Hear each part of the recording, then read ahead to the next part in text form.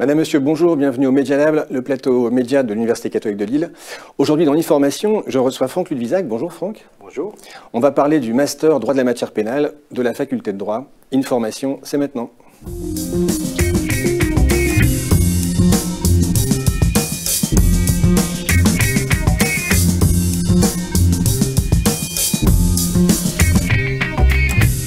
Bonjour Franck.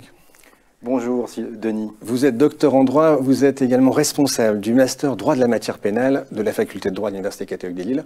Alors on va en parler aujourd'hui. Franck, ce Master a un intitulé assez significatif, droit de la matière pénale. Cependant, de quoi s'agit-il? Alors comment est composé avant tout ce Master?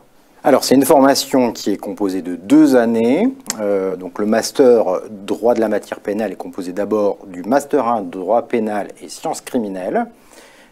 Et ensuite du Master 2, droit de la matière pénale proprement dit.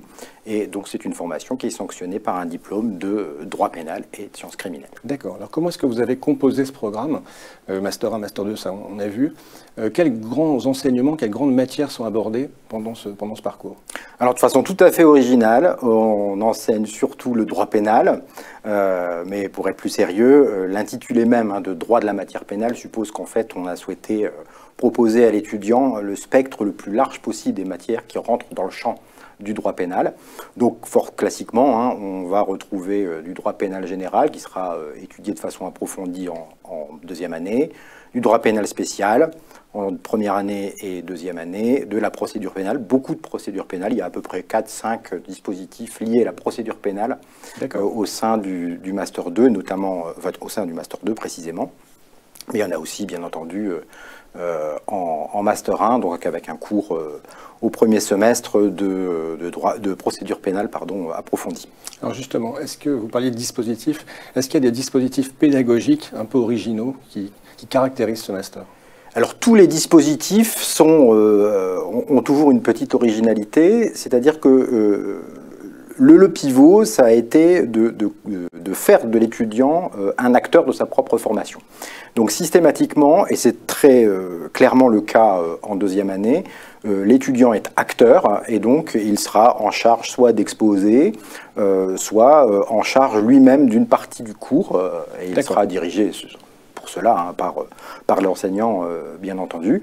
Et puis on a d'autres aspects où on verse davantage dans la professionnalisation, on en reparlera peut-être après, mais là il s'agit de faire découvrir des aspects que l'étudiant ne connaît pas jusqu'alors, puisqu'il provient d'une licence, il n'est pas encore plongé dans le monde professionnel proprement dit. Alors vous en parliez, il provient d'une licence, donc ce master s'adresse à des étudiants en droit, qui viennent d'une licence de droit, et qui envisagent de faire quoi? Quels sont les débouchés principaux, si je puis dire, grosso modo, du parcours? Les débouchés principaux classiques sont les métiers de la justice, donc magistrat, avocat, commissaire de police, en tout cas officier de police judiciaire, officier de gendarmerie, agent des douanes, service pénitentiaire, donc plutôt des fonctions de direction d'établissement ou de service pénitentiaire d'insertion de probation, protection judiciaire de la jeunesse, ou encore des métiers de plus en plus dans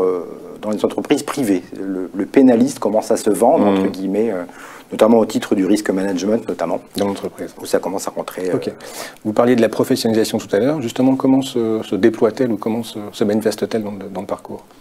Dans plusieurs aspects, des enseignements qui sont dispensés par des professionnels. Il y a à peu près 60% du corps enseignant qui est composé de professionnels, avocats, magistrats, pour l'essentiel. Des enseignements qui sont eux-mêmes professionnalisants, avec un cours de déontologie et d'éthique de la profession d'avocat, ou bien un cours de pratique de l'instruction préparatoire pour les futurs magistrats.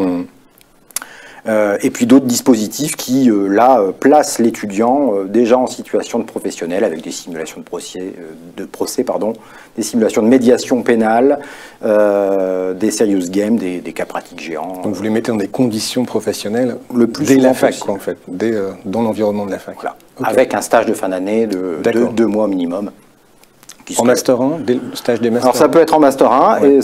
et c'est obligatoire en Master 2, mais 2. c'est facultatif en Master 1, même beaucoup d'étudiants le font dès le Master 1. D'accord. Pour s'inscrire, on retrouve toutes les infos sur le site de l'AFLD. Parfaitement. Ok, on retrouve votre photo également. On retrouve l'ensemble des ma photo. équipes. Exactement. Merci beaucoup Franck.